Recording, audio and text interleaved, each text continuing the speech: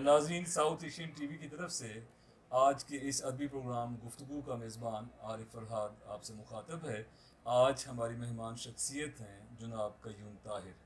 قیوم طاہر جدید لب و لہجے کے ممتاز شاعر ہیں۔ آپ ادبی جریدہ آفاق کے نام سے نکالتے رہے ہیں اور متعدد شعری تصانیف جو ہیں ان کی سامنے آ چکی ہیں۔ خاص طور پر غزل لکھتے ہیں اور شاعری کی دنیا میں ان کا اصل میدان غزل ہی ہے۔ آئیے ان سے گفتگو کرتے ہیں۔ جناب قیوم طاہر صاحب کیسے ہیں؟ بہت آپ کی شکریہ کہ آپ کے چینل کا قائدی سے ایک سوال ہے کہ شاعری کا جو آغاز ہے یہ کس زمانے میں ہوا آپ کے یہاں؟ ہاں، یہ بڑا بنیادی سوال ہوتا ہے جو میرا خیال ہے کہ ہر ادیب شاعر سے کیا جاتا ہے، اور ہوتا یہ ہے کہ میرا خیال ہے کہ شاعری یا ادب کا جو ذوق ہوتا ہے یہ باقی جیسے ہنر ہیں اور وہ پہلے دن سے ہی ظاہر ہونا شروع ہو جاتے ہیں اور آدمی کا ٹرینڈ ادھر بننا شروع ہو جاتا ہے چھوٹے سے بچے کا۔ تو میرا بھی یہ تھا کہ میں بھی بالکل بہت چھوٹی عمر میں مختلف کتابوں سے شعر اپنی کاپی پر لکھتا رہتا تھا، دوسروں کے کتابوں سے پڑھ کر جو اس وقت کی جتنی اپروچ تھی، ذہنی اپروچ تھی، تو وہ میں لکھتا رہتا تھا۔ تو لیکن جو ہے پھر جب میں کلاس 9 میں پہنچا تو اس وقت جو ہے میرے اساتذہ نے محسوس کیا کہ مجھ میں جو ہے یہ ادب اور اس کی جو ہے موجود ہے، اس کی لگن اس کی موجود ہے۔ تو سب سے پہلے جو ہے مجھے بزم ادب کا جنرل سیکرٹری جب بنایا گیا تو اس وقت جو ہے پھر مجھے خود بھی احساس ہوا کہ مجھے کچھ کرنا چاہیے، اور پھر اس وقت جو ہے عارف صاحب میں نے سب سے پہلے شاعری کے بجائے چھوٹی چھوٹی میں نے کہانیاں لکھی۔ اچھا، سب سے پہلے جو ہے کہانیوں سے آغاز کیا، چھوٹی اور یہ کہانیوں بزم سے، ادب کس علاقے کی تھی؟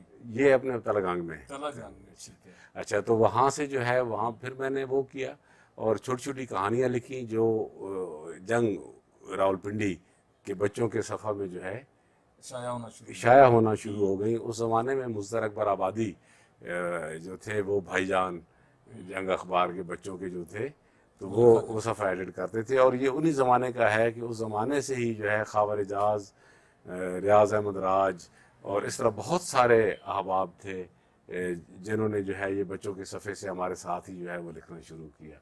تو وہ جو ابتدا تھی وہ نثر سے ہوئی، نثری کہانیاں جو تھیں تو وہاں سے ابتدا ہوئی، اور پھر گریجولی شاعری کی طرف جو ہے تعلیمی سلسلہ جو ہے یہ ابتدائی تعلیم اور کالج کی تعلیم یہ سب تلگانگ میں ہوئی یا کسی اور شہر میں؟ یہ تلگانگ میں بھی ہوئی اور میاں والی میں بھی ہوئی۔ اچھا، میاں والی سے بھی پڑھتے رہے؟ میاں والی جو ہے وہ چونکہ ہمارا بنیادی طور پر جو ہے ہمارا جو تعلق ہے وہ کنیا میاں والی سے ہے، اور جو ہمارا جو قبیلہ ہے وہ سنبل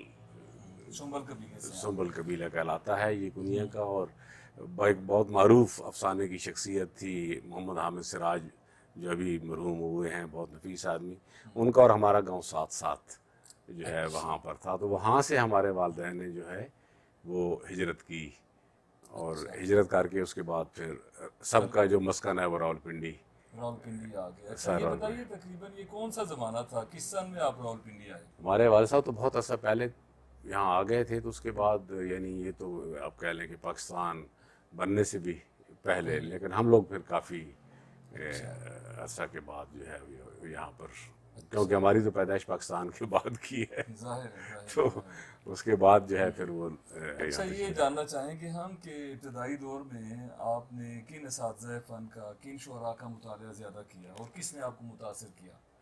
ہاں، یہ متاثر کرنے والی جو بات ہے وہ ایک پتہ نہیں کوئی اندر ایک کانٹا ہر بندے کے اندر ہوتا ہے، تو میں نے ایز سچ صحیح بات ہے کہ کسی کے سامنے وہ جو ہے کہ فلاں استاد ہے اس طرح مشاورت ضرور میں نے کی ہے۔ ایون آپ چھوٹے عزیزوں کی طرح ہے، لیکن آپ سے بھی میں کبھی مشورہ کرنے میں جو ہے مجھے کچھ وہ نہیں ہوا، آپ کو اندازہ ہے۔ ہاں جی، تو دوست ہے، تو وہ جو ہے میں اس میں جو ہے ایز سچ اگر آپ کہیں کہ میری کسی سے کوئی متاثر ہونے والی بات ہے تو وہ اس طرح نہیں تھا کہ میں 100% کسی سے متاثر ہو کر اس کے تباہ میں نے کہنا شروع کیا ہو، اس طرح کہیں بھی نہیں ہے۔ بلکہ شاید اگر آپ نے مکمل طور پر میرے شعر کو پڑھا ہو، آپ ابھی کتاب بھی میری پبلش کر رہے ہیں تو کانچ جو آ رہی ہے، تو اس میں بھی آپ نے دیکھا ہوگا کہ اس میں کوئی ایسا کسی کا رنگ جو ہے وہ آپ کو نظر نہیں آتا. نہیں نظر آئے گا. ہاں ظاہر آپ ایک مدت سے آپ لکھ رہے ہیں تو نہیں، جو وہ جین بلکہ جو ہاں میری پہلی کتاب تھی نا لوح اس خزاں، زمانے میں ہی. لوح خزاں، اس وقت بھی میرا ایک شعر کا ایک مصرع تھا کہ اپنے اندر کے سفر سے ہی کتابیں مانگو. واہ، یعنی آپ کا جو اسلوب ہے اور طرز نگارش ہے وہ اس زمانے میں ہی اپنا تھا بالکل آپ کا بالکل الگ، بالکل یعنی اس پر الگ رہا. کسی اور شاعر کی چھاپ جدید ڈکشن کی یا روایتی ڈکشن کی کوئی ایسی نہیں تھی. اور نہیں، بڑی میں نے بات بڑی بات ایک عجیب سی بات یہ بھی ہوئی عارف صاحب، میں عرض کروں کہ میں نے بھرپور کوشش اس زمانے میں کی تھی کہ وہ جو کہتے ہیں نا کہ 6,000 یا 10,000 اشعار یاد ہونے چاہیے، تو میں نے بالکل ایک شعوری کوشش کی تھی کہ جب تک میں اپنی شاعری کا کوئی خود اسلوب نہیں تراش لیتا، اس وقت تک یہ زیادہ اساتذہ کو پڑھنا بھی جو ہے نا، میں نے اپنے آپ پر پتہ نہیں اس کو لوگ کس اینگل سے دیکھے، لیکن میرا نقطہ نظر یہ تھا کہ وہ اتنے عظیم وہ شعراء ہیں اور ایک پوری کہکشاں ہے، تو ان سے متاثر ہوئے بغیر کوئی آدمی نہیں رہ سکتا. لیکن مطالعہ کیا آپ نے ان کا؟ بعد میں پھر میں نے بہت ان کا مطالعہ کیا ہے، اچھا. بہت مطالعہ کیا ہے. اور اس میں جو ہے خصوصی طور پر میں ذکر کروں گا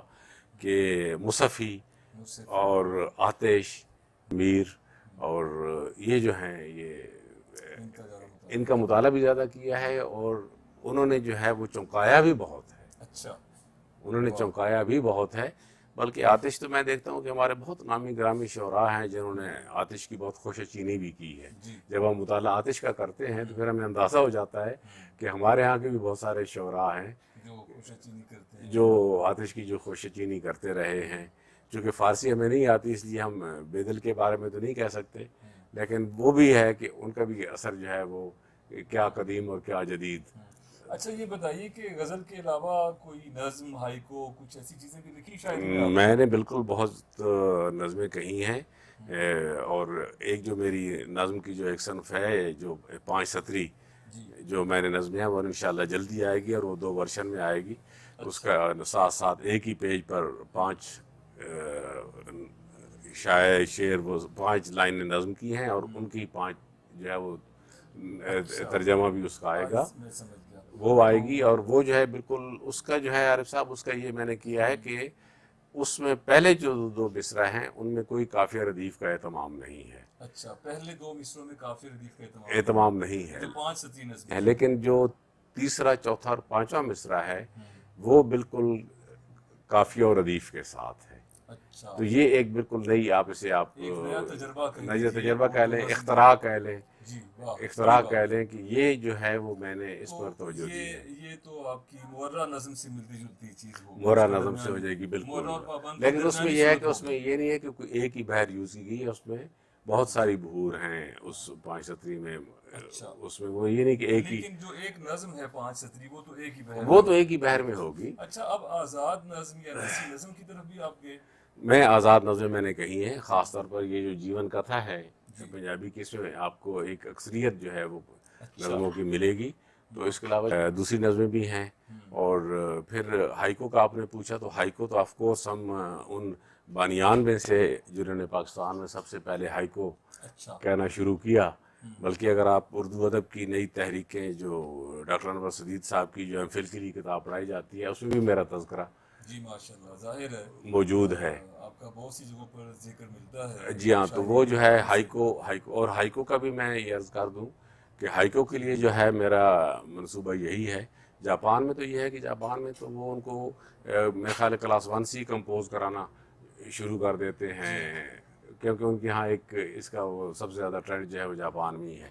لیکن یہاں بھی اس نے چونکہ ہمارے ہاں جو ہے اکثر یہ تکامل کیا جاتا تھا مائیا کے ساتھ، تو مائیا میں جو ہے وہ صرف چونکہ محبت کا اظہار کی ہی گنجائش رکھی گئی تھی، اس کا اپنا ایک مزاج اس کا اپنا مزاج تھا. لیکن ہائیکو میں جو ہے اس میں آپ دیکھ رہے ہیں کہ اس میں جو پاکستان میں جو ہائیکو لکھا گیا اس میں اس نے موسم کے علاوہ اور جو مناظر فطرت ہیں یا جو چرند پرند ہیں جو ہیں ان سب کے علاوہ بھی بہت ساری چیزیں کہیں گی. بلکہ لوگوں نے نعتیہ ہائیکو بھی ہائیکو ہے، یعنی یہ اصل میں چھوٹی سی ایک نظم ہے. چھوٹی سی ایک نظم. اور چیز اس میں آ گئی. اچھا، اس میں یہ بھی عرض کروں کہ وہ جو ہے وہ انشاءاللہ جلد کتاب میں لاؤں گا جس میں ایک ہی پیج پر اردو، جیپنیز اور انگلش. اچھا، یعنی ایک ہائیکو اردو میں ہوگا، اس کی نیچے ٹرانسلیشن. 2 ٹرانسلیشن ہوں گی، ایک جیپنیز میں اور ایک انگلش میں ہوگی، تاکہ وہ جو ہے پڑھنے والوں کو وہ وہاں تک پہنچ سکے. تو ایک یہ میرے اس منصوبے میں، اور انشاءاللہ اگر اللہ تعالیٰ نے مہلت دی تو 2021 میں یہ سارا کام اچھا جو ہے. یہ بتائیے کہ پہلی مرتبہ آپ کی شعری تخلیق کہاں شائع ہوئی تھی؟ سب سے پہلی جو ہے میری شعری تخلیق اردو ڈائجسٹ میں آئی تھی. اچھا اردو ڈائجسٹ میں آئی تھی. یعنی وہ ایک اس وقت کا سب سے زیادہ مشہور بھی تھا، سب سے زیادہ اس کی ریڈرشپ بہت زیادہ تھی. یہ اردو ڈائجسٹ بہت جگہ کرتے تھے. اردو ڈائجسٹ کی جو تھی وہ بہت زیادہ مشہور تھی. وہ سلسلہ دراز ہوتا گیا. پھر اس زمانے میں نوائے وقت کا عطا اللہ قاسمی صاحب نوائے وقت کا کرتے تھے ادبی ایڈیشن. جی. پھر وہاں پر پھر مختلف جرائد میں. اچھا. پھر چھوٹے موٹے جو ہے وہ مشاعرے یہاں راولپنڈی میں، وہ امریکن سینٹر ہوا کرتا تھا جہاں آج کل UBL بینک ہے صدر میں، یہاں مشاعرے ہوا کرتے تھے. تو پھر یہاں پر دوست احباب سے، اور مطلب یہ ہے کہ ایک اب تو ایک طویل عرصہ ہو چکا ہے کہ اس دشت کی سیاحی میں. آپ بیرون ملک بھی رہے. میں بیرون ملک رہا. اس حوالے سے اپنے تجربات شیئر. ہاں بس وہ تھوڑا سا میرے جو وقفہ جو آیا تھا شعر کا، وہ تقریباً میرا وقفہ تھا کوئی 4 سال کا، کہ جن دنوں میں نے ایز اے پولیس افسر جوائن کیا، اور پھر وہ اس کے بعد چھوڑ دی میں نے. پھر میں نے آ کر ہوٹل انتظامیہ کا کورس کر لیا، اور فردر جو ہے پھر میں سب سے پہلے جو ہے میں ابو ظبی میں گیا. اور ابو ظبی جانے کا یہ ہوا کہ وہاں جو ہے مجھے ایک وسیع میدان ملا. اچھا. یہاں کی نسبت جو ہے وہاں مطلب یہ ہے کہ جو ماحول تھا ادبی، وہ ماحول وہاں، چونکہ وہاں ان دنوں میں بہت کم تھے یہ والے معاملات جیسے یہاں پر ہوتے ہیں. وہاں صرف اور صرف ایک لگن ہوتی تھی.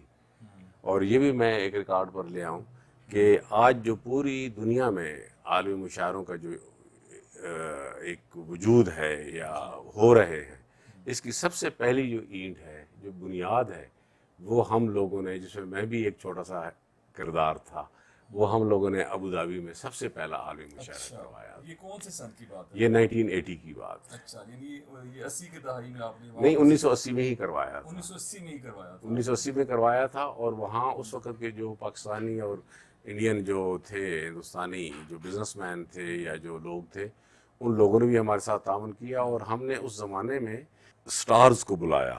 اچھا.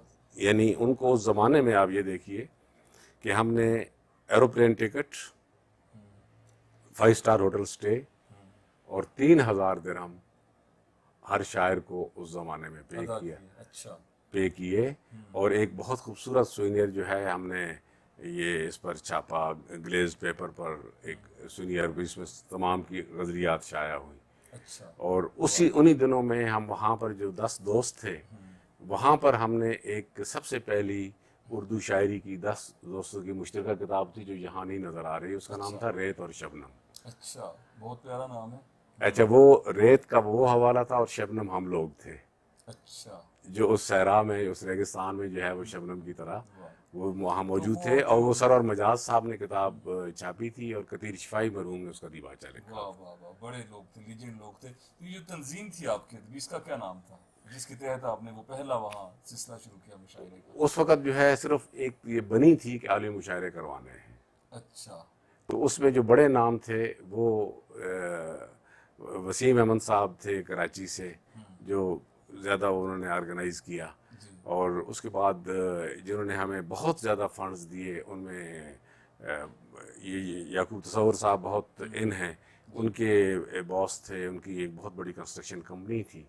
تو وہ یعنی ہم اگر جاتے بھی تھے تو وہ کہتے تھے کہ ہمارے پاس اتنا وقت نہیں ہے بات چیت کرنے کا، بتائیے کہ چیک کتنا لکھنا ہے. یعنی اتنا وہاں پر لوگوں کو تھا.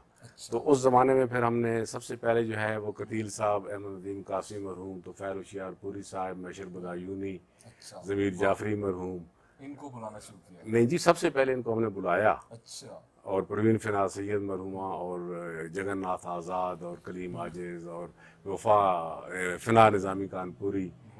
اچھا، یعنی ایک کہکشاں جو اس وقت جو موجود تھی، وہ ان کو ہم نے بلایا. اور وہاں پر جو ہو سکا، یعنی اس زمانے اتنا ہی ممکن تھا جو ہم نے کیا. اور ایک عالمی وہاں پر جو ہے آج بنی.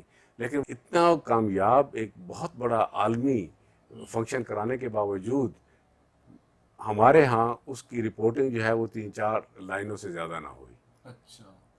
تو وہ جو ایک ہوتا ہے کہ بھئی اتنا بڑا ہم نے کام کیا ہے تو اس کی ہونی چاہیے ہمیں، تاکہ ہمیں پتہ چلے کہ بھئی ہم نے کچھ کارنامہ سر انجام دیا ہے. تو اس کے بعد جو ہے پھر اگلی دفعہ جب 1981 میں جب ہم نے اگلا مشاعرہ کروانا تھا تو اس میں ہم نے کہا کہ نہیں یار یہ بڑے شاعر بھی ضرور بلائے جائیں، لیکن ہمیں جو ہے یہ جو کالم نگار ہیں ان کو بھی بلانا چاہیے تاکہ وہ لوگ جو ہے وہ اس کی اتنی کوریج کریں کہ جو لوگوں تک ادبی کامیاب رہے. کتنا عرصہ آپ باہر مقیم رہے؟ میں 13 سال باہر رہا. 13 برس آپ نے وہاں گزار دیے. یعنی پہلے ابوظہبی میں رہا اور پھر جو ہے میری پوسٹنگ جدہ ہو گئی. اچھا. تو جدہ میں تو ایک کمال کا ایک تھا، لیکن وہاں ابوظہبی دبئی کی طرح وہ اوپن نہیں تھا کہ جیسے ہم وہاں ہوٹل جہاز میں 500-800 بندوں کا فنکشن کر سکتے تھے. وہاں یہ نہیں تھا، وہاں گھریلو فنکشن ہوا کرتے تھے. آپ نے نسیم سہر صاحب کو بھی انٹرویو کیا ہے تو ان سے بھی ضرور ذکر ہوا ہوگا. وہاں بھی ایک کہکشاں تھی کہ میں آپ سے کیا عرض کروں کہ وہ جن دوستوں سے آپ پہلے متصر ہونے کا پوچھ رہے تھے یا جن کا وہ تھوڑا سا میرے ساتھ بہت زیادہ تھا اٹیچمنٹ، ان میں سجاد بابر مرحوم تھے.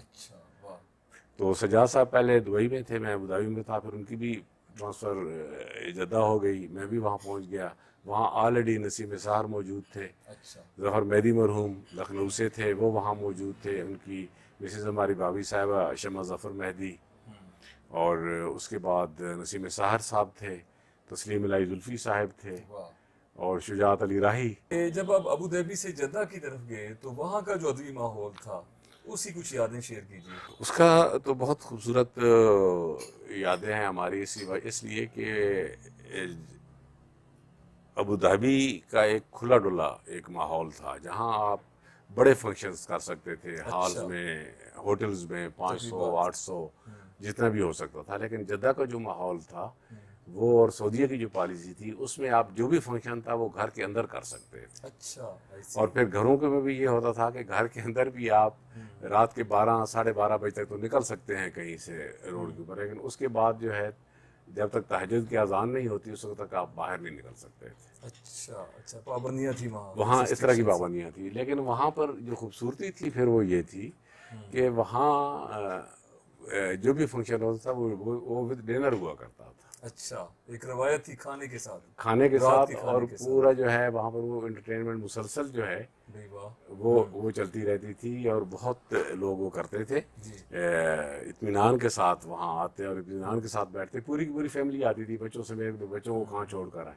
جب پاکستان پھر آپ تو وہاں جو میں شاید آپ کو نام میں اگر چاہیں تو میں وہ کروں کہ وہاں پر جو ہے ایک بہت بڑی ایک ادبی کہکشاں موجود تھی. میں جب پہنچا پھر اس بعد سجاد بابر صاحب بھی وہاں مجھ سے پہلے پہنچ گئے تھے. نسیم سہر صاحب آلریڈی پہلے موجود تھے. نورین طلعت عروبہ جو ہماری ٹی وی کی نیوز کاسٹر رہی ہیں اور وہ وہاں پر موجود تھیں. ظفر مہدی صاحب لکھنؤ سے تھے. اعتماد صدیقی، رؤف خالش یہ حیدرآباد بڑے بڑے نام وہاں موجود تھے. کراچی سے انجم رضوی، یاد صدیقی مرحوم. اچھا. اس کے بعد تسلیم الہی زلفی، اور پھر ہمارے ایک اور دوست جو اب بھی جنگ اور جیو نیوز کے رپورٹر ہیں شاہد نعیم، وہ بھی شعر کہتے تھے. اس کے بعد یعنی ایک پوری کی پوری ایک کہکشاں تھی. اطہر عباسی وہ پہلے ہمارے ساتھ دبئی میں ہوا کرتے تھے. دبئی سے ان کی بھی وہاں پر جو ہے وہاں پوسٹنگ ہو گئی. انہوں نے اردو مرکز وہاں بنایا ہوا ہے. اردو مرکز اب بنایا ہوا ہے وہاں، ابھی تک وہ وہی ہیں. تو اس کے بعد مکہ میں وہاں پر پھر مشاعروں کا یہ سلسلہ تھا کہ وہاں پر یعنی مختلف جگہوں پر اور لوگ ریاض میں یعنی وہاں مشاعرے ہو رہے ہیں، تبوک میں ہو رہے ہیں. وہاں پر ایک بہت اہم ادبی شخصیت ہیں عارف صاحب، میں عرض کروں کہ انہوں نے بہت کام کیا ہے بے دل پر. بے دل پر ان کی پی ایچ ڈی ہے. وہ ہیں نعیم حامد علی صاحب. وہ جو جگر مراد آبادی کے نواسے ہیں. اچھا. اور ان کی بیگم صاحبہ جو ہیں وہ سعودی ہی ہیں. اور وہ جو ہیں اگر ان کی آپ دیکھیں تو پہلے مدینہ میں تھی. اس سے بڑی لائبریری جو ہے اردو کی لائبریری آپ کو پورے سعودی عرب میں نہیں ملے گی جیسے نعیم حامد علی صاحب. اچھا، کوئی ادبی جریدہ بھی وہاں سے نکلتا تھا اس زمانے میں؟ نہیں ادبی جریدہ تو نہیں تھا لیکن سعودی جو تھا اخبار انگلش کا جو اخبار تھا جی. اس کا جو ہے اردو ایڈیشن وہاں پر اچھا. وہاں شائع ہوتا تھا. اچھا. لیکن اس زمانے میں ہی جو ایک بہت ہی ٹرینڈ سیٹر جو ایک پرچہ تھا وہ اس زمانے میں جدہ سے نکلنا شروع ہوا تھا جس کا نام تھا رابطہ. رابطہ. آپ نے شاید جی اس جی کے میں نے کچھ دیکھا ہوا. آپ نے دیکھا ہوگا. اس نے بڑا ہی یہ کام شاید کیا. اوورسیز والوں کا تھا. یہ اوورسیز والوں کا Overseas پاکستان اس نے کا. بہت کام کیا. اس یعنی میں ادب کو حصہ دیا جاتا تھا. ادب کیا وہ بہت ہی یعنی ایک گلیز پیپر پر وہ چھپتا تھا اور بینکاک سے چھپ کر آتا تھا. جی جی جی جی. اچھا تو وہ جو تھا وہ پیپر اور وہاں اس کی میرے خیال ہے کہ 50-60 ہزار سے زیادہ جو تھی اس کی ممبرشپ تھی. سرکولیشن بہت تھی. اس کی اتنی سرکولیشن تھی کیونکہ ہر آدمی جو ہے اس کو پڑھتا تھا. اچھا، نسیم سحر صاحب وہاں سے ایک پرچہ نکالتے تھے، وہ کس زمانے کی بات ہے صاحب؟ وہ نسیم صاحب تو ایک لمبے عرصے سے نسیم صاحب جو ہے الحمدللہ میں ان کے اس لیے میرے دل میں احترام ہے کہ یہ اپنے جس بھی کام میں رہے اس کے ساتھ انہوں نے بہت دیانتداری دکھائی ہے. واہ. یعنی اپنی ملازمت رہی، دوستوں کے ساتھ رہے، گھر والوں کے ساتھ رہے، ادب کے ساتھ رہے. ان کی جو کمٹمنٹ ہے ہر جگہ پر جہاں پر بھی تھی جی. ان کی کمٹمنٹ بہت سٹرانگ رہی. جب انہوں نے وہ صحاب شروع کیے تو آپ وہیں پہ تھے؟ میں وہیں پر تھا. اچھا. اور صاحب کے کافی ان کے پرچے آئے اور بہت اچھا یعنی ان کی ہمت کی بھی میں داد دیتا ہوں. یہاں بھی آ کر پھر انہوں نے وہ شروع کیا لیکن یہاں پھر آ کر آپ کو پتہ ہے کہ مشکل کوئی ایسا ان کو فائنانشلی تو پرابلم نہیں تھا لیکن جو رسپانس ہے وہ اتنا پور ہے یہاں پر کہ آدمی بددل ہونا شروع ہو جاتا ہے، دل برداشتہ ہونا شروع ہو جاتا ہے کہ بھائی یہ کیا تھینکلیس جاب جو ہے نا وہ میں کر رہا ہوں. اچھا طاہر صاحب، میں نے خود بھی پرچہ نکالا اچھا آفاق کے نام سے. آفاق کے نام جی سے. اس میں بھی آپ سے بات کرتے ہیں. پہلے یہ جاننا چاہیں گے ہم کہ جب آپ پاکستان تشریف لے آئے واپس اپنے گھر تو اس وقت کی جو یہاں ادبی فضا تھی، جو ادبی تنظیمیں تھی یا جو ادبی رسائل اور جرائد تھے ان میں کہاں کہاں آپ نے حاضری دی، کس کس پرچے نہیں میں نے اس سے بہت پہلے جو ہے وہ الحمدللہ فنون اور اوراق اور سیپ اور جتنے بھی ٹاپ موقر قسم کے جرائد تھے، ٹاپ 5 آپ کہہ لیں کہ ان سب میں، اور اللہ تعالیٰ ندیم قاسمی مرحوم کو تو کروڑ جنت نصیب کرے. وہ اس ایج میں بھی ہماری قاسمی صاحب نے مسلسل 6 اور 8 غزلیں اکٹھی فنون میں جہاں لوگ 2 سال ایک غزل کے چھپنے کا انتظار کیا کرتے تھے تو اس میں جو تھے وہ انہوں نے ہماری چھاپی. تو جو ہمارے ابوظہبی کے بہت خوبصورت 2-3 جو دوست تھے جن میں اسلام اعظمی اور جلیل علی صاحب کے بڑے بھائی شفیق سلیمی بہت عمدہ شاعر ہیں. تو وہ جو 6-8 غزلیں ہوتی تھیں ان میں پروین شاکر بھی صاحبہ بھی تھیں اور شفیق سلیمی بھی تھے، شاہدہ تبسم بھی تھیں، میں بھی تھا. یہ جو اپنے خاور ٹی وی والے کیا نام ایوب خاور مرحوم صاحب ان کو سلامت رکھے، ایوب خاور صاحب. تو یہ ہماری جو تھی یہ 6 سے 8 غزلیں قاسمی صاحب نے. اچھا واہ. ایک وقت میں اگر آپ پرانے فنون اٹھا کر دیکھیں تو آپ کو وہاں دکھائی دیں گی. اچھا جو آپ کا پہلا مجموعہ تھا لوح خزاں. جی لوح خزاں. تو ہم چاہیں گے کہ یہ لوح خزاں میں سے آپ ہمیں کچھ اپنا کلام سنائیں. لوح خزاں میں سے میں سب سے پہلی وہ جس میں سے نام میں نے اٹھایا تھا اپنی کتاب کے لیے میں وہی غزل پیش کر دیتا ہوں تاکہ وہ اس زمانے میں جو ہے آپ کو اندازہ ہو جائے کہ اس زمانے سے جو لکھ رہے ہیں تو ہم کیا لکھ رہے تھے کہ منحرف سائے سے اپنے سائے باں ہے اور میں. منحرف سائے سے اپنے سائے باں ہے اور میں. دھوپ سے جلتی دوپہروں کا سما ہے اور میں. بس یہاں تک روشنی ہے بستیاں ہیں اور تو. بس یہاں تک روشنی ہے بستیاں ہیں اور تو. اس سے اگلے موڑ پر اجڑا مکان ہے اور میں. کیا کہیں. اس سے اگلے موڑ پر اجڑا مکان ہے اور میں. کیا کہیں. اور اب کوئی مشل کسی در پر صدا دیتی نہیں. اب کوئی مشل کسی در پر صدا دیتی نہیں. اب فصیل ذات پر گہرا دھواں ہے اور میں. اور میں. کون سی تحریر ہو شاداب موسم کے لیے. کون سی تحریر ہو شاداب موسم کے لیے. کپ کپاتے ہاتھ میں لوح خزاں ہے اور میں. اور ساری سمتیں کھو گئیں تو پھر سفر کی بات کیا، واہ، ساری سمتیں کھو گئیں تو پھر سفر کی بات کیا، تو بھی جیسے اب غبارے کارواں ہے اور میں کیا کہنے کیا کہنے۔ اچھا یہ بتائیے کہ آپ کی کس شعری مجموعہ میں ہائیکو وغیرہ شائع ہوئے؟ شعری مجموعہ تو ابھی نہیں ہے، جی لیکن ہائیکو جو ہے وہ اوراق جی، جو شبت راز صاحبہ کا جو تھا تجدید نو، تجدید نو، ہاں جی، بے شمار، اور پھر جو ڈاکٹر بشیر سیفی مرحوم کا جو پرچہ تھا یہاں راولپنڈی سے جو نکلتا تھا، اس میں تو پورا ہائیکو کے بارے ہائیکو میں، کے حوالے سے وہ لکھتے تھے، ہائیکو کے حوالے سے تھا، اور ہائیکو نمبر تھا، ہائیکو نمبر بھی آیا تھا جی۔ اس میں بھی چھپتے رہے۔ پھر اچھا، ایک شاہین کاظمی صاحبہ کا ایک پرچہ تھا، مجھے اس وقت نام نہیں یاد آ رہا، لاہور سے جو نکلتا تھا، نوادر، اچھا، نوادر میں۔ نوادر میں، یعنی اس طرح بے شمار تو جرائد جو ہائیکو ہیں۔ آپ نے مساوی مصروں میں لکھے یا وہ نہیں 5 نہیں، 7 میں 5 میں؟ بالکل جو ہے میں کچھ دنوں تک میں گیا، لیکن ان کو پھر میں نے جو ہے وہ الگ کر دیا، کیونکہ دیکھیں نا کہ اب غزل میں اگر آپ کہیں کہ میں 3 مصروں کا شعر بناؤں گا تو کون اسے تسلیم کرے گا کہ 3 مصروں کا شعر بنتا ہے؟ یعنی آپ نے 5 7 5 میں نے بالکل وہ اس جو زبانی ہے جو اصل ہے، فارمیٹ تھا جو اصل جو اس فارمیٹ ہے، حیرت میں میں نے لکھا۔ اسی میں نے لکھا۔ کوئی ہائیکو یاد ہے آپ کو؟ جی بہت سارے ہائیکو جناب، آپ جیسے آپ کہیں کہ ارشاد، چاہے ہیرا ہو چاہے ہیرا ہو، چرواہے کے پیروں میں ہوں، کنکر چبھتا ہے۔ واہ واہ واہ واہ واہ، چاہے ہیرا ہو چرواہے کے پیروں میں کنکر کنکر چبھتا چبھتا ہے۔ ہے۔ واہ، اب دیکھیں ایک پوری وہ منظر کشی بھی آ گئی ہے، اور ایک 3 لائنوں میں آپ نے ایک مکمل نظم کو جو ہے وہ جی جی سمو بالکل۔ دیا۔ ناظرین آپ کو چلوں کہ قیوم طاہر صاحب آفاق کے نام سے ایک ادبی رسالہ بھی یہاں پاکستان سے نکالتے رہے، جو کچھ عرصہ چلنے کے بعد باوجود بند تو ہو گیا، لیکن جب تک یہ نکلتا رہا اس کا ایک باقاعدہ ایک بڑا اچھا معیار رکھا ہوا تھا انہوں نے، جس میں اپنے جو معاصر اچھے شعراء تھے ان کا کلام تھا، ان کے افسانے تھے، ان کے تنقیدی مضامین بھی اس پرچے کا حصہ بنتے رہے، اور اس کی ایڈیٹنگ بھی طاہر صاحب خود ہی کرتے تھے۔ طاہر صاحب ذرا ترتیب وار نام گنوا دیجیے کہ سب سے پہلے تو لوح خزاں آپ کا شعری مجموعہ آیا۔ لوح خزاں آئی، پھر تلاش موسم گل، اچھا، میرا خیال ہے کہ یہ وہ دور تھا جب آپ سے ہماری ملاقات ہوئی اور دوستی ہوئی، جی جی، اس کے بعد موسم گل تلاش موسم آپ گل نے آئی، پیش کی تھا جی۔ جی ہاں، اس کے بعد پھر آنکھ میں ریت، اچھا، اور اس کے بعد پھر یہ آفاق کے پرچے نکلتے پرچے رہے نکلنا شروع ہو گیا۔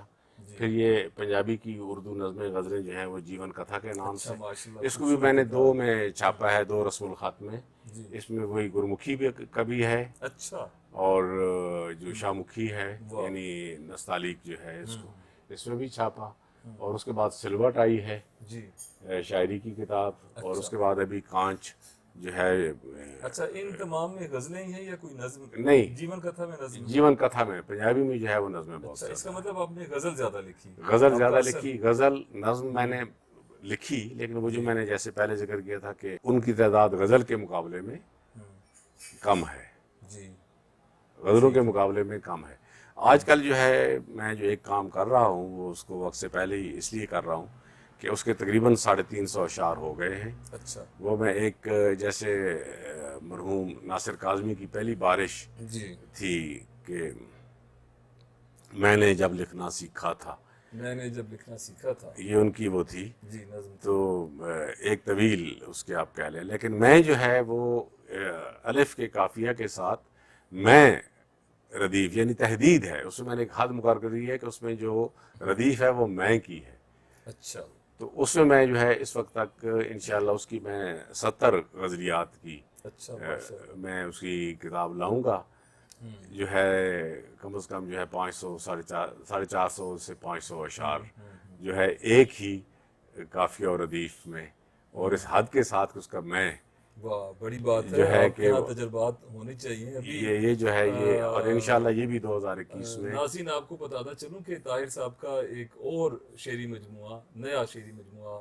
ہمارے پاس آ چکا ہے، اور بہت جلد فرحاد پبلیکیشن نے اہتمام کیا ہے اس کے شائع ہونے کا، اور اس کا نام ہے کانچ۔ اور ماشاءاللہ کانچ کی شاعری میں نے دیکھا ہے اس کی پروف ریڈنگ کے دوران کہ شعری محاسن کا جہاں تک تعلق ہے وہ تو ماشاءاللہ بڑی خوبصورتی سے نظر آتے ہیں آپ کے ہر شعر میں، پختگی ہے اور جدید جو اصل بات جو آپ کا اسلوب بناتی ہوئی مجھے نظر آتی ہے وہ جدید رنگ ہے اس میں، اور وہ جو لب و لہجہ ہے آپ کا، اور وہ ڈکشن ہے وہ آپ کی بالکل منفرد آپ کو کرتی نظر آتی ہے. تو اس کے لیے یہ نیچرلی ایسا ہوا یا کوئی اہتمام آپ کرتے ہیں کہ لکھتے وقت خیال رکھا جائے کہ ایسے الفاظ روایتی نہ آئیں؟ میرا خیال ہے کہ شاید بہت عرصہ پہلے کچھ ہو یہ لاشعور میں، جیسے وہ میں نے پہلے بھی شروع میں جب میں نے ذکر کیا کہ میں نے سب سے پہلے وہ روایتی انداز نہیں اختیار کیا کہ اساتذہ کو پہلے پڑھا جائے. جی.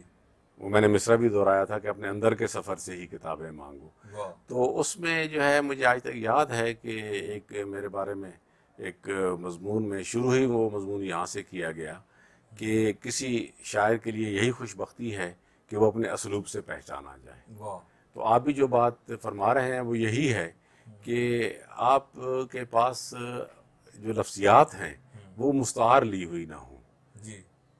ٹھیک ہے، لفظ تو وہی ہیں لیکن ان کا برتاؤ آپ کا لیکن اپنا ہو. برتنا آپ نے ہے. برتنا آپ نے آپ اپنا ان کو کیسے برتتے ہیں اور ان کا جو ہے دروبست کیا ہے، جی. یہ پھر آپ کے اپنے مزاج پر ہے.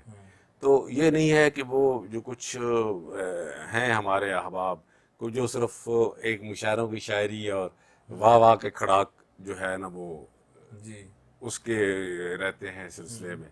تو کم از کم جو شعر ہے، کوئی شعر کے اندر کوئی کم از کم زیادہ نہیں تو 2 پرتیں تو اس کی ہونی چاہیے. بالکل ہونی چاہیے اس میں شعر کچھ کے اندر ابھی. 2 پرتیں تو ہونی چاہیے جی. اور شعر کو کھلنا بھی جی چاہیے. بے شک. طاہر صاحب ابھی تخلیقی عمل ہے، یہ تو فطری ایک سلسلہ ہے، اور آپ کے اندر کی بات جو ہے وہ فن کی صورت میں کاغذ پر کرتاس پر آ جاتی ہے، اس کے اندر آہنگ جو ہے اس کا آ جانا بھی ایک فطری عمل ہے.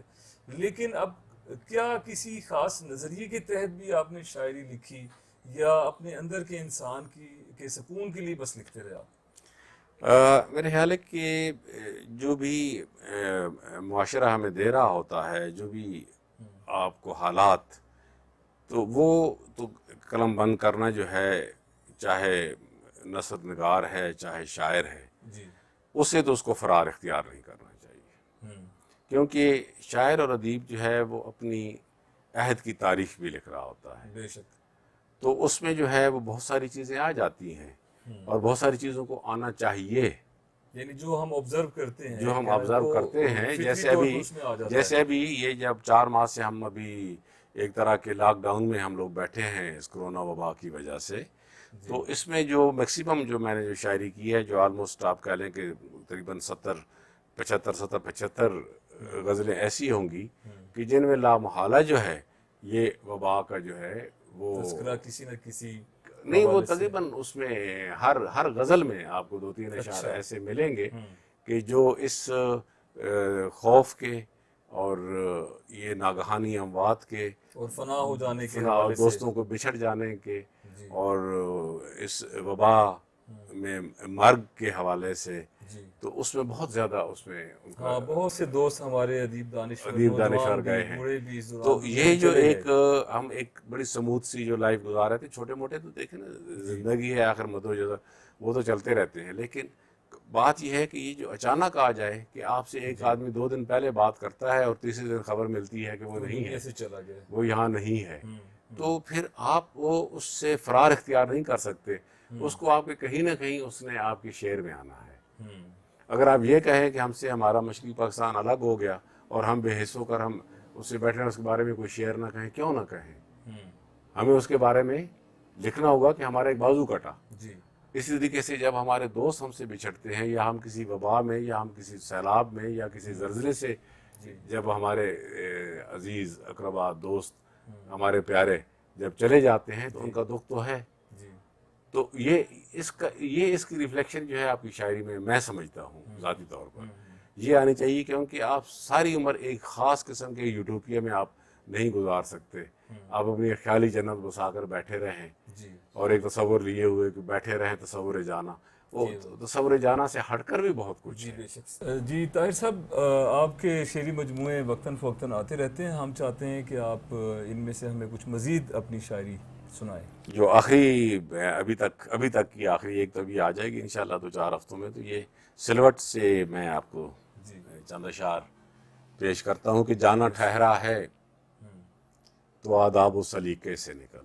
واہ، جانا ٹھہرا ہے تو آداب و سلیقے سے نکل. جانا ٹھہرا ہے تو آداب و سلیقے سے نکل. سانس کی گٹھڑی اٹھا عمر کے میلے سے نکل. واہ، سانس کی گٹھڑی اٹھا عمر کے میلے عمر سے کے نکل. میلے سے نکل.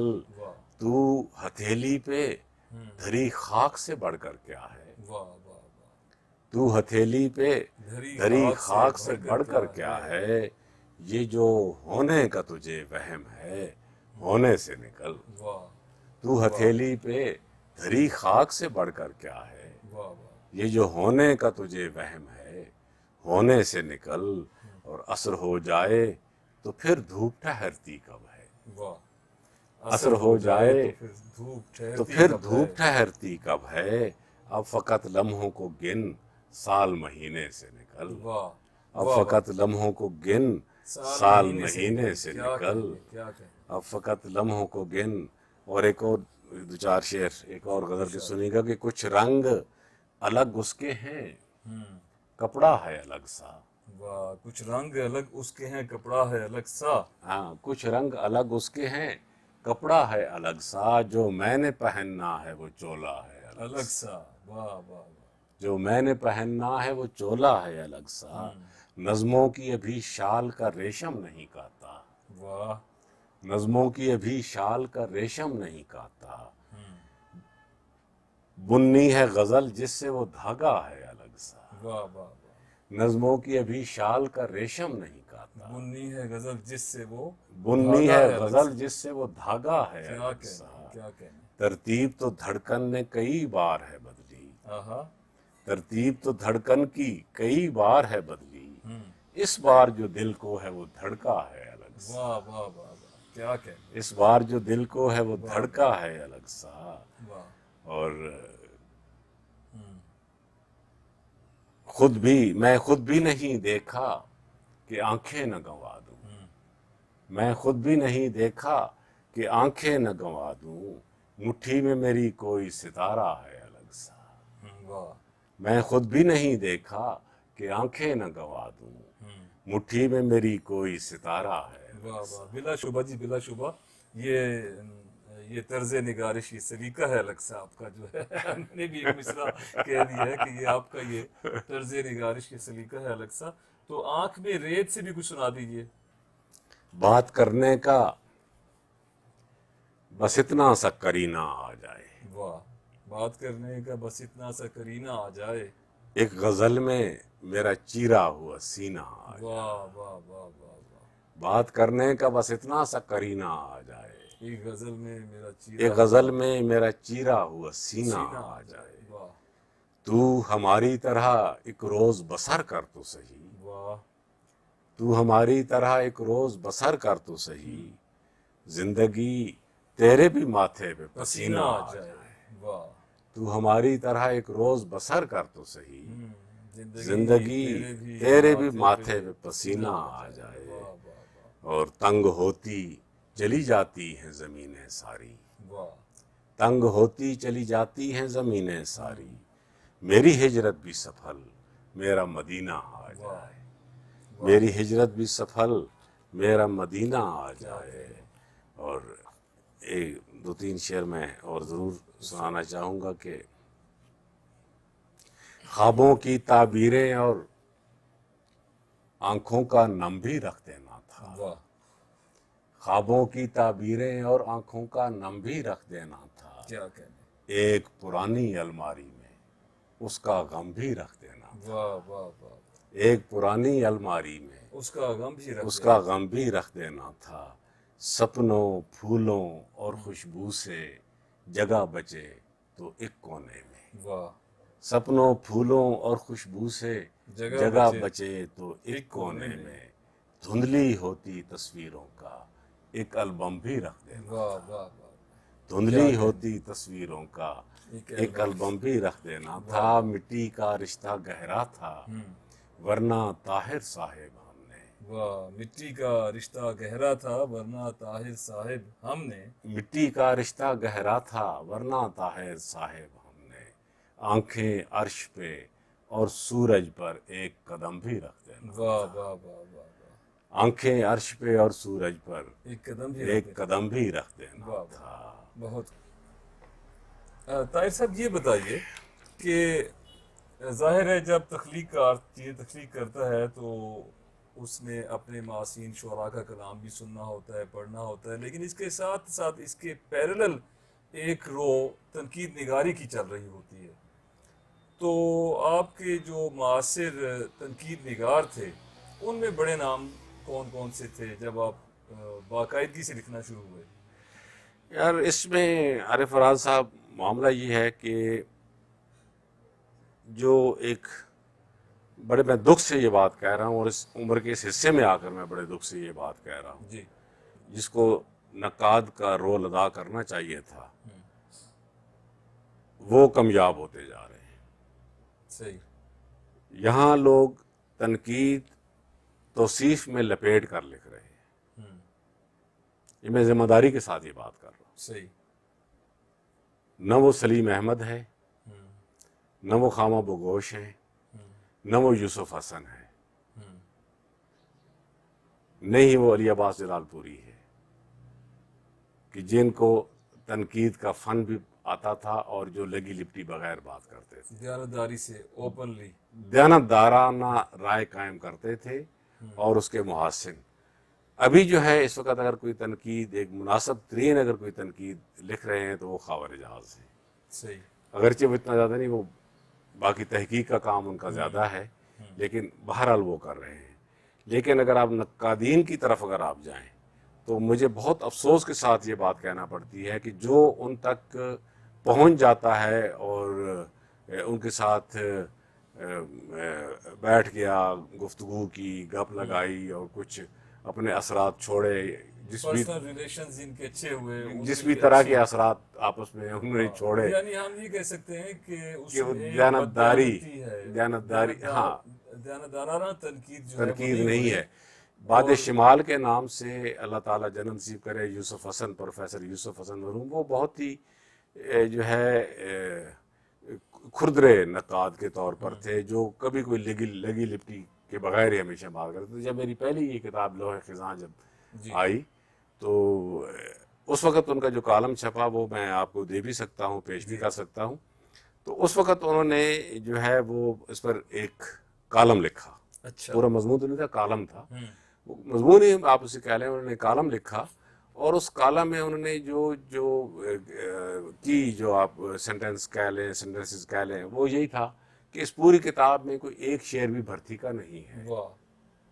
अगर ये यूसुफ हसन जैसे बंदे ने ये वाली राय दी तो वो मेरे ख्याल में मेरे लिए जो है बड़ी एजाज की बात थी। और वो बहुत सारे उन नक्कादों से कहीं बढ़कर ये दो चार जुमले हैं। या जैसे ज़मीर जाफरी मरहूम, उन्होंने जब मेरे बारे में मजमून लिखा तो आपको उनका असलूब पता है कि ज़मीर जाफरी मरहूम आपके साथ उनके बहुत होते थे। हाँ जी, हम अपने मुशायरों में, इब्तदाई मुशायरों में आप भी आते रहे हमारे। जी हाँ, तो वो उन्होंने उसमें जो है वो एक सेंटेंस लिखा था, एक उन्होंने पैराग्राफ एक पूरा था। उन्होंने ये कहा था कि ये जो चकवाल की, जेलम की, तलगंग की और ये मियाँ वाली की जो सरजमीन है, यहाँ से उसी तरह जैसे जर्मनी से कई हिटलर तो पैदा हो सकते हैं लेकिन गोएटे नहीं आ सकता, तो इसी तरीके से इन इलाकों से कई जर्नैल तो पैदा हो सकते हैं लेकिन कयूम ताहिर जैसा शायर नहीं आ सकता। बिल्कुल, ये उनका स्टाइल था इसी बात की। अगर ऐसी यानी वो एक आध कोई एक चमकता हुआ है, दमकता हुआ। हालांकि मैं इस काबिल सच्ची मैं कैमरा के सामने ये बात कह रहा हूँ कि ये उन्होंने जो बात की थी ये मेरे कद से बहरहाल बहुत बड़ी थी। बड़ी बात है, बड़ी बात है, माशाल्लाह, बहुत बड़ी बात थी। लेकिन बहरहाल चूंकि वो उन्होंने ये बात की और अल्लाह ताला उनको जज़ा दे, लेकिन मैं ज़ाती तौर पर आप इसे जो भी कह लें, लेकिन मैं ज़ाती तौर पर समझता हूँ कि ये उन्होंने मेरे लिए मेरे कद से बड़ी बात कही। सही कहते हैं ताहिर साहब। हमने जब लिखना शुरू किया, ज़ाहिर है उस वक्त आप बाकायदा साहिब किताब थे और बहुत पहले से लिख रहे थे, तो हमने देखा कि लोग बड़े सब्र से काम लेते थे। बड़े बामुतालिया शुअरा भी जो थे वो खाली बर्तनों की तरह शोर नहीं मचाते थे। लेकिन अब एक जो मसला और अलमिया बनता जा रहा है वो ये है कि नए नए लिखने वाले जो हैं वो एक या तो नकाद बनने के चक्कर में आ जाते हैं और या फिर वो थोड़ा सा कहीं किताब से कहीं शेरी इल्म से आगाही हासिल की تو وہ اپنے اندر ہی ذات میں ایک استاد بن جاتے ہیں اور بڑے بڑے فلسفے جھاڑ کر وہ اپنا ایک مرتبہ خود ہی متعین کر کے اور بڑے سینئر اور لیجنڈس کے بارے میں الٹی سیدھی باتیں کرنا شروع کرتے ہیں. یہ جو رویہ آ گیا ہے میں سمجھتا ہوں کہ یہ ان نئے لکھنے والوں کے راستے میں ایک طرح سے رکاوٹ بنتا جا رہا ہے. تو ابھی میں چاہوں گا کہ اس گفتگو کے اختتام پر ہمارے نئے لکھنے والے جو شاعر ادیب اور نقاد ہیں ان کے لیے آپ کیا پیغام دینا چاہیں گے؟ ارے صاحب آپ صاحب مطالعہ ہیں. شاعری ہو فن کا کوئی بھی ہو کمپٹیشن ایک جاری رہتا ہے, جی مسابقت ہے. اگر آپ بہت پہلے چلے جائیں صدیوں پہلے میں کہہ رہا جی ہوں, تو آپ مصطفی کے دور کا دیکھیں کہ حجب کا زمانہ کہاں سے حجب شروع ہوئی, ہوں کہ ایک نے تعلیم میں کہا کہ میں یہ ہوں, ہوں خبر کرو میرے خرمن کے خوش چینوں کو. واہ یہی ہوا نا. جی ایسی تھا. اچھا کہ میں سب سے بہتر لکھ رہا ہوں, باقی جو ہے وہ میری خوش چینی کر رہے ہیں. ہوں پھر وہ اس زمانے میں پھر حجب کا دور شروع ہوا. ہوں پھر مصطفی کا اگر آپ پڑھیں تو آپ کو اندازہ ہوا کہ وہ تو اپنے 40-50 شعراء کا پورا جلوس لے کر جو ہے اپنے مخالف شاعر کے گھر پر دھاوا بول دے گا. ہوں پڑھا ہوگا آپ نے بھی, جی ہاں بالکل. دھاوا بول دیا کرتے تھے اور وہ نعرے لگایا کرتے تھے. ہوں اچھا اب وہ جو کہ نعروں کا زمانہ تو نہیں رہا, تو اس کے بعد ایک مزے کی بات یہ ہے کہ جس کو جو مرضی ہے لوگ کہتے رہیں, لیکن آپ کو جو ہے استاد محمد الدین گجراتی سے بہتر تبصرہ کرنے والا بھی کوئی نہیں ملے گا. کہ ایک زمانے میں وہ چونکہ زمانہ تھا, رائفلوں کا زمانہ تو نہیں تھا, یا پسٹل کا زمانہ نہیں تھا, یا کلاشنکوف کا ایج نہیں تھی. جی تو استاد سے پوچھا محمد الدین گجراتی سے کسی نے کہ استاد بڑا شاعر کون ہوتا ہے؟ تو استاد محمد الدین نے کہا کہ وہ جس کے ساتھ ہاکیوں والے زیادہ ہوں, وہ بڑا شاعر ہوتا ہے. جس کے ساتھ ہاکیوں والے زیادہ ہوں وہ بڑا شاعر ہوتا ہے. تو اب بھی معاملہ یہ ہے کہ Might is right. یہ بھی 2-4 شاعر مل بیٹھتے ہیں اور وہ طے کر لیتے ہیں کہ ہم نے فلاں کی. بلکہ آپ کو میں بات بتاؤں کہ یہ اتنا بڑا مسئلہ ہوا کہ یہ جب یہ جہاں پر جنگ اخبار کا دفتر ہے, یہاں جب نیشنل سینٹر ہوا کرتا تھا, تو میں ان دنوں سعودیہ میں تھا, تو میں آیا تو سردیوں کے دن تھے, تو تھوڑا اتنا زیادہ لائٹ نہیں تھی چونکہ شام کو اجلاس ہوا کرتا تھا. تو میں آ کر بیٹھا ہوا, تو میرے پیچھے 2 صاحبان آ کر بیٹھ گئے. انہوں نے دیکھا کہ آگے ہم سے اگلی سیٹ پر کون بیٹھا ہوا ہے, تو وہ اگر بیٹھ گئے تو وہ ایک دوسرے سے ایک کہہ رہا ہے کہ آج فلاں نے یار غزل پیش کرنی ہے, تو اس کی ہم نے ایسی کی تیسی پھر. یعنی وہ گھر سے ہی تہیہ کر کے آئے تھے کہ ہم نے نہ اس فن پارے کو سننا ہے, نہ اس پر بات کرنی ہے, ہم نے صرف اس کے بخی کرنی ہے, ہم نے صرف بخی اس کے ادھیڑ دے. اچھا بڑی غلط روایت تھی, یہ غلط روایت رہی. اچھا تو اس سے یہ ہو گیا کہ بھئی آپ, اچھا پھر یہاں پرابلم کیا آ جاتا ہے کہ آپ تخلیق کو اور تخلیق کار کو, اس کی ذات کو آپ مکس اپ کر دیتے ہیں کہ مجھے تخلیق کار چونکہ پسند نہیں ہے, تخلیق کار مجھے پسند نہیں ہے, تو اس لیے میں اس کی تخلیق پر کیوں بات کروں. تخلیق کو چھوڑ کر وہ تخلیق کار پر آ جاتا ہے. اچھا تو یہ جو رویہ ہے اس نے اس لیے نقصان پہنچایا کہ وہ پھر رو چلتی چلتی جو آپ کا سوال ہے وہ یہاں پر آ گیا کہ تخلیق کار کو پسند کیسے کیا جائے تخلیق کو چھوڑ. اور میں سمجھتا ہوں اس کا ایک اور جو بڑا نقصان ہے وہ جو ادب کی ترقی ہے وہ اس لیے رک گئی, اس کا ارتقائی سلسلہ ہے وہ رک جائے گا, کیونکہ اس پر بحث ہونے کی بجائے شخصیات پسند اور ناپسند کے اوپر بحث چلے گی. جی پسند پر. اچھا پھر یہ ہوا کہ وہ محاورہ تو پرانا ہے کہ کاتا اور لے دوڑی. لیکن جب میں نے ایک دفعہ سجاد بابر مرحوم سے میں نے ذکر کیا کہ سجاد صاحب کب غزل کہہ کر, یعنی اپنے مشورے کے بعد دوست احباب جو 2-4 ہوتے ہیں سنسیئر جو دوست ہوتے ہیں اس سے مشورے کے بعد اس غزل کو پبلک کب کرنا چاہیے, چھپنے کے لیے کب دینا چاہیے. تو ان کا بڑے مزدار ان کا جواب تھا. وہ کہنے لگے کہ سب سے پہلے تو یہ ہے کہ غزل لکھیں, 2-4 دوستوں سے ان سے مشورہ کر کے اس کے بعد اس کو ایسے کر کے اکٹھا کریں اور کسی گھڑے میں ڈال دیں, اور اس کو کم از کم 1 سال کے بعد نکالیں.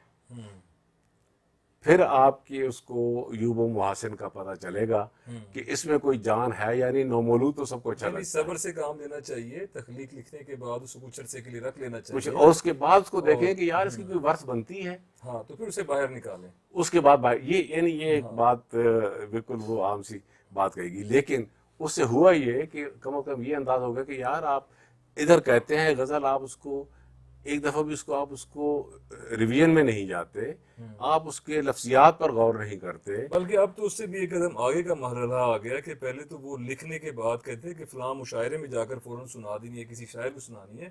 اب تو وہاں شعر ہوتا ہے اور وہاں فیس بک کی زینت بن جاتا ہے فوری طور پر، کچا پکا سا. اب تو معاملہ اور بھی آگے نکل گیا ہے. بہرحال ہم دعا کرتے ہیں کہ ادب کا معیار بھی اچھا ہو، اس کی لیکن ان ترقی کا سلسلہ بھی. نوجوان دوست جو ہیں ہمارے، ان کا پیغام جو ان کے لیے ان کے لیے یہی ہے پیغام کہ وہ اس میں ضرور اپنے آپ کو شریک رکھیں، کیونکہ ہمارے بعد اندھیرا نہیں اجالا ہے. تو اجالے کی یہی کرن ہے، یہی لوگ ہیں. لیکن ان کو تھوڑا سا جو ہے حوصلہ واہ رکھنا ہوگا اور حوصلے سے کام لینا ہوگا، اور بجائے ایک دوسرے کی ذاتیات میں الجھنے کے بجائے، واہ ایک دوسرے کے ساتھ ذاتیات میں الجھنے کے بجائے ان کی پوری توجہ ہے واہ وہ ان کو مرکوز کرنی ہوگی اپنی تخلیق کی طرف، تخلیق پر، اپنے فن پر، اسے کیسے اپنے فن پر، نکھارنا ہے، اپنے کیسے فن کو بہتر کیسے کرنا ہے. نکھارا جائے. جی یہ ان کا جو ہے فرض منصبی ہوگا، اور یہی چیز ان کو آگے لے کر جائے گی. واہ اور وہ جو معاصر ادب ہے اس کو بھی ضرور پڑھیں، کیونکہ شعر میں، ادب میں ہر روز نئی لفظیات، نیا استعاراتی نظام. ہم دیکھیں نا کہ پہلے ہوتا تھا کہ سارے فارسی زدہ الفاظ آتے تھے، اب جی کس طرح دوسری زبانوں کے لفظ جو ہے وہ آ رہے ہیں جو عام فہم ہیں، جی بے شک بے شک. خصوصاً انگلش کے. انگلش کے الفاظ آ رہے ہیں. ہاں اردو زبان کے اندر تو خیر یہ خاصیت ہے. خاصیت اور بھی ہے، لیکن آ رہے ہیں اور خوبصورت آ رہے ہیں. جی خوبصورتی سے آ رہے ہیں، نئی تراکیب آ رہی ہیں، جدید تراکیب آ رہی ہیں، اچھے طریقے سے شعر کہے جا رہے ہیں. طاہر صاحب بہت اچھا آپ نے پیغام دیا اور بہت اچھی گفتگو ہوئی. اور جاتے جاتے جو آپ نے نوجوانوں کے لیے ایک مصرع وہ پڑھا کہ ہمارے بعد اندھیرا نہیں اجالا ہے، تو مجھے وہ شعر بھی یاد آ گیا کہ ہمیں خبر ہے کہ ہم ہیں چراغ آخر شب، ہمارے بعد اندھیرا نہیں اجالا ہے. اور اس کے ساتھ ہی آپ سے اجازت بہت بہت چاہتے ہیں. محبت، آپ کا بہت بہت شکریہ. آپ تشریف ناظرین لائے، آپ کی بہت محبت ہارون صاحب، آپ اور عارف فرحات صاحب. جی تو اللہ تعالیٰ آپ کو بھی سلامت رکھے، آپ کے چینل کو مزید ترقی نصیب ہو، آمین. اور اسی طرح آپ بھی اپنے خلوص کے ساتھ آپ اپنا کام کرتے رہیں. جی بہت شکریہ. ناظرین، ساؤتھ ایشین ٹی وی کے ادبی پروگرام گفتگو میں آج ہم گفتگو کر رہے تھے ممتاز شاعر جناب قیوم طاہر صاحب سے. اپنے میزبان عارف فرحات اور پروگرام کے ایگزیکٹو پروڈیوسر حافظ محمد ہارون عباس قمر کو اجازت دیجیے. انشاءاللہ اگلے پروگرام میں ملیں گے. بہت شکریہ.